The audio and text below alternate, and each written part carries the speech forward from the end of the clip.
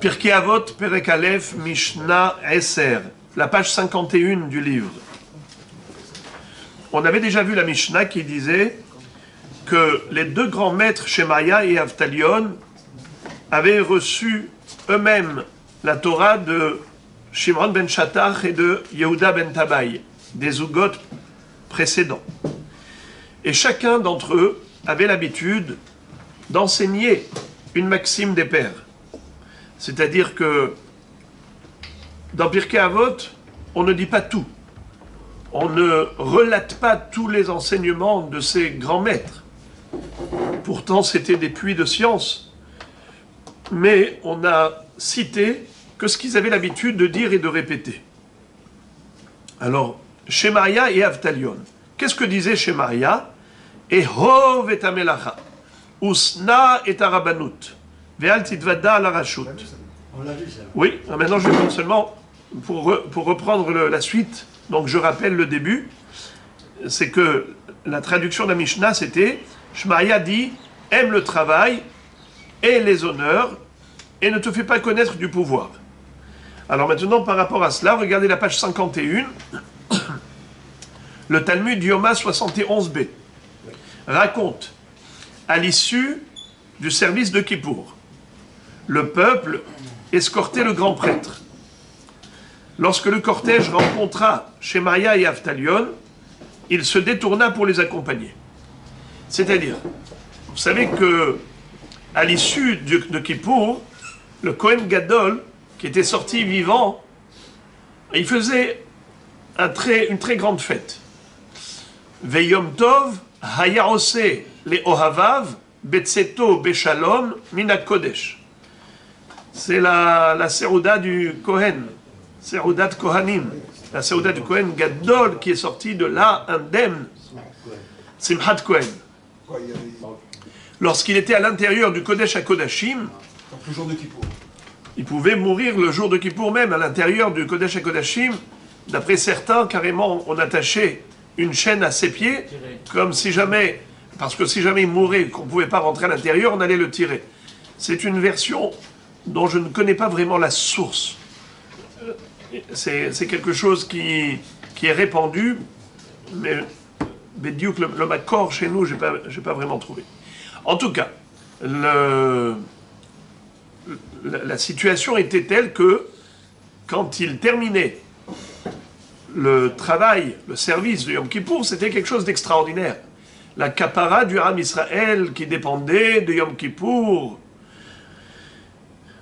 eh bien c'était fait par le Kohen Gadol. Quel simha! Donc simha par rapport à la kapara, simha par rapport au fait qu'il était indemne, sain et sauf, simhat Kohen. Qu'est-ce qui s'est passé? À l'époque du second temple, il y a eu 300 Kohanim Gdolim. Ils n'étaient pas à la hauteur. Il y avait 18 Kohanim Gdolim à l'époque du premier Beth Amikdash.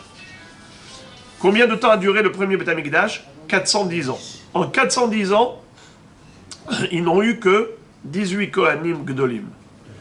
À l'époque du deuxième Beth Amikdash, qui a duré 420 ans, ils ont eu plus de 300 Kohanim Gdolim. Parce que chaque année, malheureusement, ils mouraient. Ils ne terminaient pas l'année.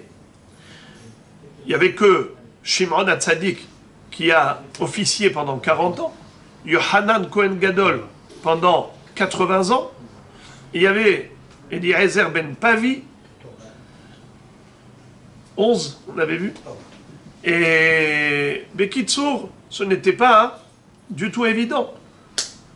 C'est écrit où Shnot Reshaim Tiktzorna. Shnot Reshaim Tiktzorna, les années, la vie des Reshaim a été abrégée, rétrécie. On parle des Kohanim Gdolim du deuxième Beth Amikdash.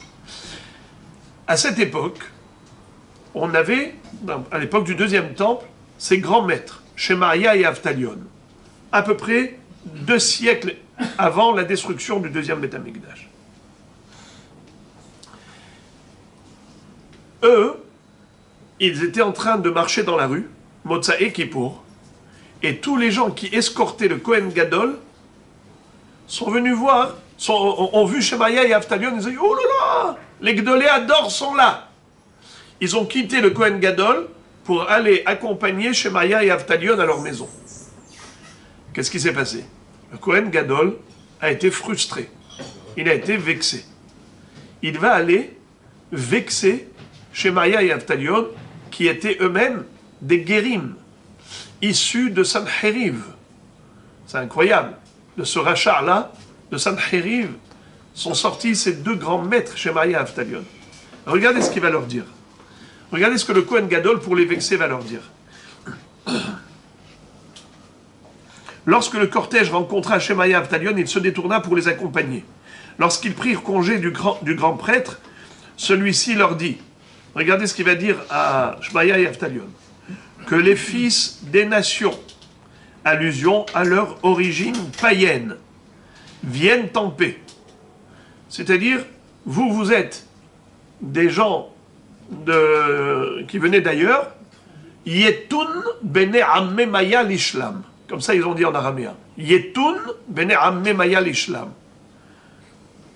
Shemaya et Avtalion lui répondirent, oui, que viennent en paix les fils des nations, qui adoptent la conduite de Aharon, qui aimait rechercher la paix, mais que ne vienne pas en paix le fils de Aharon, qui ne se conduit pas comme lui. Velo yetun bene Aharon l'ishlam de lo avid ovda de Aharon. Toi, tu es descendant de Aaron, tu aurais dû être comme ton grand-père Aaron, un homme qui aime la paix, qui recherche la paix. Comme ça, tu nous vexes. On n'a pas le droit de dire à une guerre, Zechor ma'asecha rishonim, souviens-toi de tes origines, et ainsi de suite. Altonu ishet amito, c'est un saut de vexer. Au contraire, ma'ahav t'aime ta guerre. Vous devez aimer le guerre. Un homme qui a fait un tel parcours, quelqu'un qui a abandonné, quitté sa patrie, sa famille, qui a tout abandonné pour venir intégrer le judaïsme. C'est comme ça que vous l'accueillez, en lui disant « Bene Amemaya, Yetun Bene Amemaya l'Ishlam ». Eh bien, qu'est-ce qui s'est passé? Cet homme-là, ce Kohen Gadol-là, n'est pas arrivé chez lui. Suite à cela, il est niftar en route avant d'arriver chez lui. Suivant une ancienne tradition, Shemaya et Avtalion sont enterrés côte à côte à Gush Halav, près de la route de Safed, à 4 km au nord du carrefour de Méron, sur la route 89. Voir la carte à la fin du livre. Exact. Un disciple du Harizal, le Harizal c'est Rabbi Yitzhak Luria Ashkenazi, maître de tous les kabbalistes, on l'appelle carrément Nitzot de Moshe Rabbeinu, étincelle de Moshe, fondateur d'une nouvelle méthode de l'étude de la Kabbale, atteste avoir vu son maître prier sur les tombes de Shemaya et Avtalion à Gush Halav pour que l'un des secrets de la Torah lui soit révélé. Ça veut dire que lui, le Harizal, il avait des révélations par les Neshamot de Tzadikim. Il allait pèleriner sur leurs tombes pour obtenir par le biais de ces Neshamot les enseignements qu'il souhaitait. Alors, en fonction des domaines et des sujets, il savait chez quel tzaddik aller pour avoir cette révélation. Entre parenthèses, tout à l'heure, vous avez posé une bonne question. Vous avez dit que nous, on organise la veillée pendant la fête de Shavuot pour réparer ce qu'ont fait nos ancêtres, de dormir la nuit précédant Matan Torah. Et vous avez posé la question en disant, mais comment, Bichlal, est-ce qu'ils ont pu aller dormir? Ils savent que Akadosh Baruch Hu va se dévoiler à eux demain matin et on va dormir.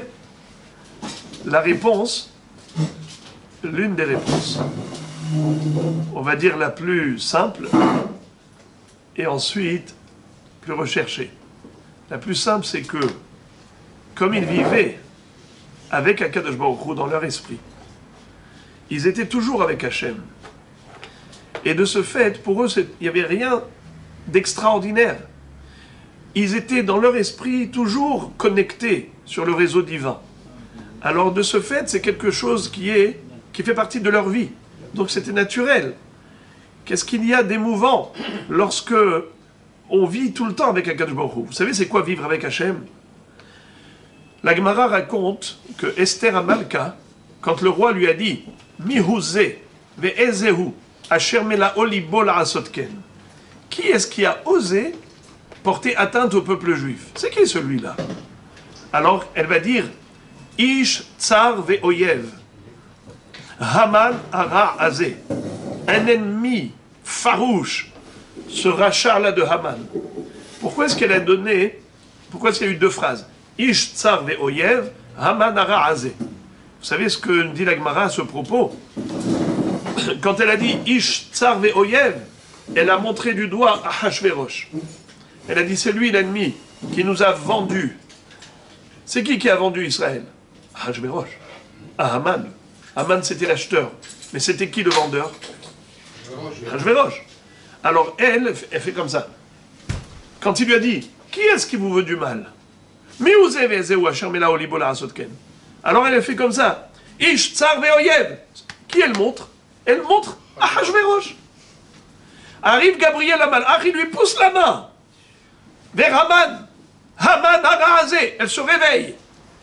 Il attire de sa torpeur.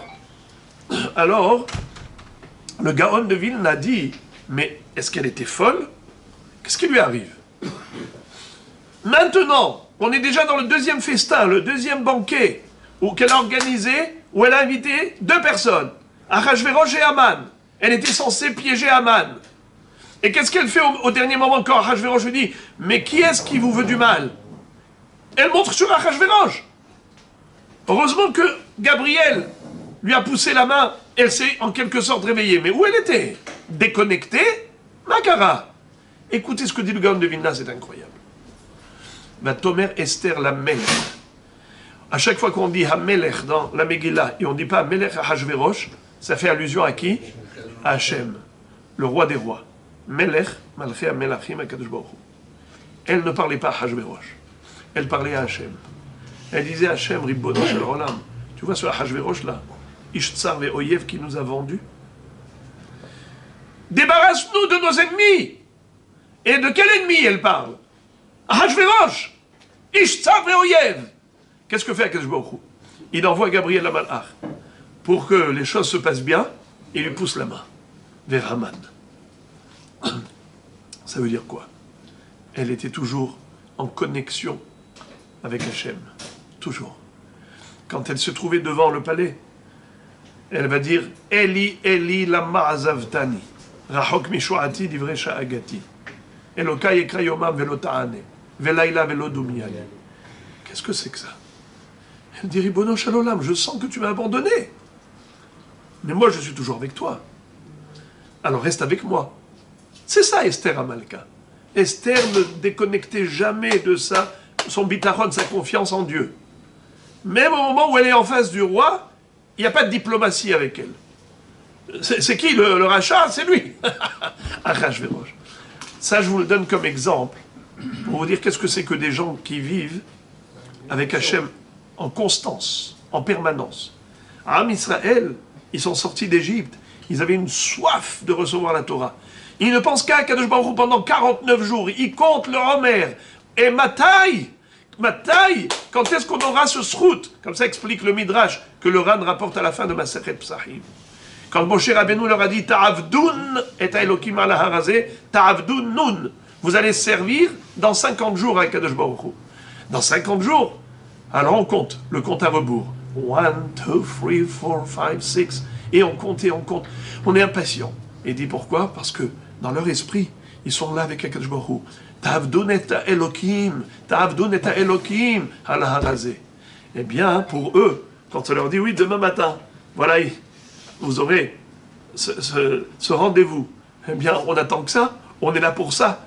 Eh bien, quand ils vont dormir paisiblement. Aïe, quelle joie, quel bonheur. Ça, c'est le pshat. Maintenant, le Chidushik, le Harizal HaKadosh, ses élèves, comme Rabbeinu Chaim Vital et les autres élèves, on appelle Gouré Ha'ari. Le Harier, le lion, il a des petits qu'on appelle les lionceaux. En France, en hébreu, comment ça s'appelle? Gourim. Un Gourim. Gour Harier. Gour Harier, le petit lionceau. Alors, le Harizal, il avait des élèves qu'on appelait les Gourim. Gouré Ha'ari. Alors eux, ils étaient là, les Gouré Ha'ari, et le Harizal, il s'est allongé, Il a dormi pendant 10 minutes. Il le voit murmurer. On le voit murmurer. Ils lui ont dit, Rabbeinu, on voit bien que vous avez dit des divrei Torah pendant votre sommeil. Est-ce que vous pouvez nous révéler quels sont les divrei Torah que vous avez vus dans votre rêve? Il leur a dit, chers élèves, ce que j'ai eu comme révélation pendant ces 10 minutes de sommeil, il faut 80 ans d'écriture pour retranscrire tout ce que j'ai eu comme révélation en 10 minutes de sommeil. 80 ans d'écriture. Ça, c'était le sommeil du Harizal. Dans le sens où la Neshama, pendant le sommeil, elle peut atteindre des hautes sphères célestes et recevoir ce qu'elle ne peut pas recevoir en journée. Am Israël est parti dormir avant Matan Torah, pour que justement la Neshama puisse être connectée à un niveau supérieur à celui auquel elle est connectée lorsque elle est réveillée. Alors, dormir avant Matan Torah, c'était la meilleure préparation. C'est vrai.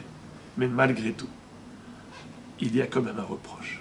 Parce que Rolzot, par rapport au Kvod Hashem, il faut se préparer et en étant réveillé, parce qu'il n'y a pas que la Neshama qui doit se préparer. Même le corps, il doit se préparer. Les Nadded, Shena, Me'enai, Ama'avir, Hevle, Shena, Me'enenu, Utnuma, Me'afapenu.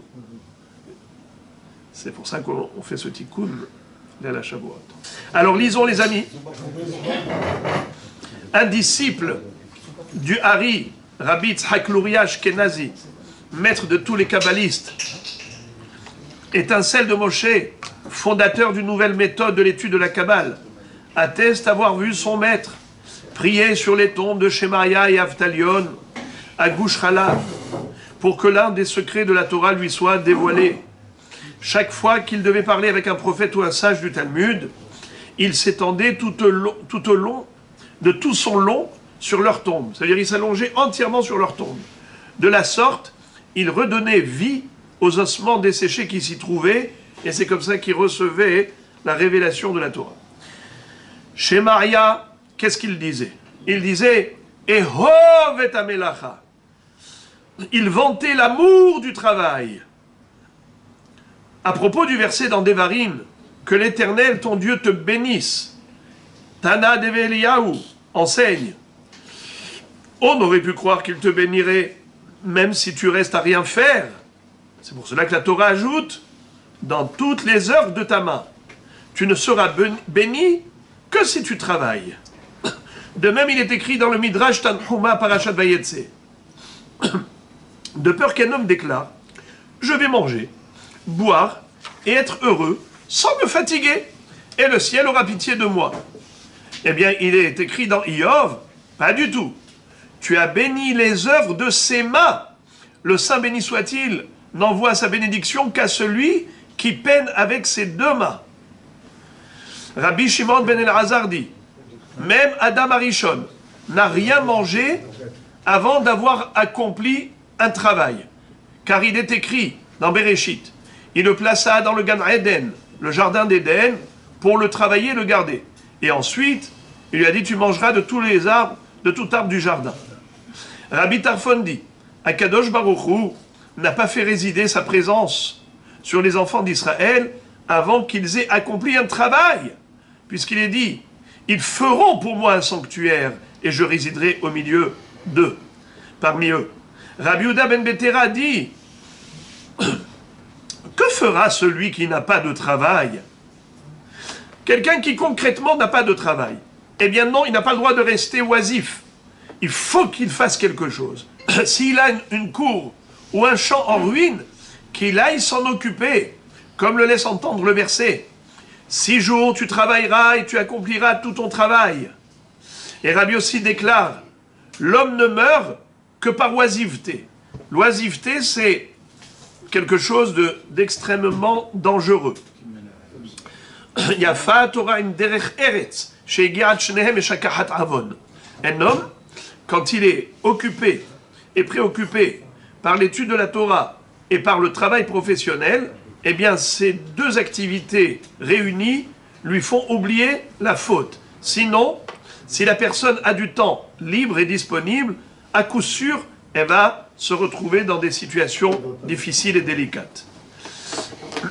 Il est écrit, quand vous arriverez dans le pays et que vous planterez, Akadosh Baruch Hu dit aux enfants d'Israël, même si vous y trouvez les meilleurs produits, ne vous abstenez pas de planter de nouveaux arbres pour vos enfants, de même que vos prédécesseurs l'ont fait pour vous. Vous êtes arrivés ici, vous avez trouvé un monde accompli. Grâce à qui? Grâce à vos ancêtres, qui eux n'étaient pas fainéants. Et ils ont œuvré et travaillé dur pour que vous, aujourd'hui, vous récoltiez les fruits de leur travail. Vous connaissez l'histoire de celui qui avait planté le caroubier. Le caroubier. C'était 70 ans. Vous vous rappelez? Honi Ameragel. Il avait croisé un monsieur âgé. Il lui a dit, dis-moi, combien de temps ça met au caroubier que tu es en train de planter pour donner ses fruits? Il lui a dit, 70 ans. Alors on lui a dit, pourquoi tu te fatigues? Il a dit, eh bien moi j'ai trouvé des caroubiers dans ce monde. Mes ancêtres, ils ne se sont pas posé cette question. Ils ont planté pour moi, bien qu'ils savaient qu'ils n'allaient pas récolter les fruits. Moi aussi, je pense à mes petits-enfants. Et Yalekmara raconte que Honi Ameragel, il s'est endormi pendant 70 ans. Comment ça? Parce que il avait lu le passouk dans Tehilim. Shira Ma'alot. Qu'est-ce qu'on dit? Beshuv Hashem et Shivat Tzion, Hainu Keholmin. Le retour à Tzion, il était tellement rapide, Keholmim. C'est quoi Keholmim? C'est passé comme un rêve. Alors Honi Ameragel a dit quoi? Un homme peut rêver pendant 70 ans. Je ne comprends pas ce passage. Comment David Amelech a pu dire que l'exil en Babylonie est passé comme un rêve? 70 ans de Galou de Babel. Qui est-ce qui rêve pendant 70 ans? Je me roule à faire rêver à Honi Ameragel pendant 70 ans. Il était en train de marcher avec son ânesse qui était enceinte. Et un Kadosh Baruch Hu lui a envoyé une fatigue. Il a été se reposer dans la forêt, au pied d'un arbre. Et il s'allonge, il s'endort. Et Kadosh Baruch Hu, il fait en sorte que tout autour, il va y avoir comme une haie de protection. Et l'ânesse, elle est là. Et elle donne naissance à un peu des petits, et les petits à des petits, et lui, Honi Ameragel, il dort 70 ans. Quand il se réveille, bon, il veut rentrer chez lui. Quand il rentre chez lui, il ne reconnaît même plus les chemins et la route de sa ville. Il a dit, c'est bizarre tout ça. Il passe devant l'endroit où il y avait l'arbre. Il voit un monsieur en train de cueillir des caroubes. Il lui dit, dis-moi, c'est toi qui as planté ce caroubier? Il lui dit, non, c'est mon grand-père. Il dit, ton grand-père? Mais moi j'étais là. Ça veut dire que j'ai dormi pendant 70 ans. Il a vu qu'un homme peut rêver pendant 70 ans. Entre parenthèses, c'est pour nous montrer, quand la Torah dit quelque chose, tu peux être sûr que c'est vrai. Oui, ça existe, un rêve de 70 ans. Et rien que pour qu'il soit convaincu, on l'a endormi. Maintenant, qu'est-ce qui va se passer? Il va rentrer au Beth Midrash, Honi Ameragel. Il voit des personnes, il ne reconnaît personne de sa ville. Mais ils étudient. Et ils posent des questions. Et lui, il répond. Les gens étudient, ils ont des questions, c'est lui qui explique. Ils ont dit, aujourd'hui, on a tellement bien compris, on a l'impression qu'on vit à l'époque de Honi Ameragel. Les gens racontent qu'à son époque, il expliquait tellement la Torah que c'était clair, limpide. Alors, on a l'impression qu'aujourd'hui, on est dans l'époque de Honi Ameragel. On dit, Honi Ameragel, c'est moi, Honi Ameragel. Ils ont dit, Mshouga, je suis sûr que tu es un fou. Honi Ameragel, il est mort depuis 70 ans. Et ils l'ont pris pour un fou. Il a dit à Akadosh Baruch Hu, s'il te plaît, O Havruta, O Mituta, combien je me retrouve avec ma société, qui me reconnaissent, sinon reprends-moi. Il est nifta. Holofen, qu'est-ce qu'on voit de là? Qu'il plantait des caroubiers pour les petits-enfants. Toi, tu n'as pas besoin. Ça y est, c'est bon, Hachem, tu as de quoi vivre, tranquille. Non, mais pense aux générations à venir. Tes grands-parents, ils ont pensé à toi. Pense à tes petits-enfants. Il est dit encore dans Kohelet, il a fait toute chose excellente en son heure. Avec Kol Asa Yafé Berito, il a mis aussi dans le cœur de l'homme le sens de la durée. Haolam. Et Haolam Natan Belibam. Belibo. Orthographié sans vave, entre le Haïn et le Lamed. Haolam sans le vave peut se lire He'alem. occultation, oubli. Si la date de sa mort ne lui était pas cachée, l'homme ne construirait jamais de maison et ne planterait jamais d'arbres. Car il se dirait, demain je vais mourir, pourquoi me fatiguerais-je pour les autres? Akadosh Baruch Hu lui a donc dissimulé cette date pour l'inciter à construire et à planter. S'il le mérite, il en profitera. Dans le cas contraire, les autres en profiteront. Voilà Rabotai, comment il y avait, à l'époque de la Gemara disait que, mais des rabbanim qui disaient, le travail, il réchauffe. Le travail donne des forces. Et il avait dit, Altomar Gavra Rabba Anna Kahana Anna. Même si tu es Kohen, ne dis pas je suis un grand homme et donc c'est pas pour moi ce travail. Tu dois accepter tout travail qu'on te propose. C'est ça, hein, ce qu'on te dit. Altomar Gavra Rabba Anna Kahana Anna. Pshot Nevelta Beshuka. Même si on te demande de prendre des charognes et de leur retirer la peau, de les dépouiller de leur peau, fais même ce travail, parce qu'il n'y a pas de sous-métier. Tout, Akol Asa Yafe Be'ito. Tout ce qu'Akadosh Baruch Hu a créé, il a créé les Tova et les Livracha.